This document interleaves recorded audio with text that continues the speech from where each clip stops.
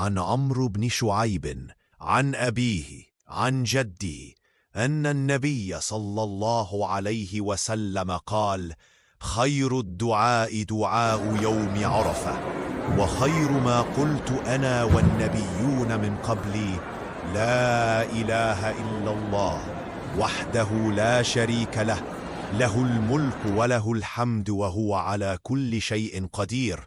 رواه الترمذي وحسنه الألباني. هذا الدعاء عظيم الشأن في يوم عرفة لعدة أسباب. أولا، أفضل ما قاله الأنبياء.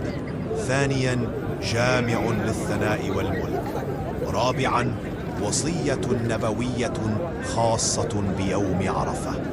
باختصار، الإكثار من هذا الدعاء في يوم عرفة هو أعظم الذكر وأرجاه للقبول.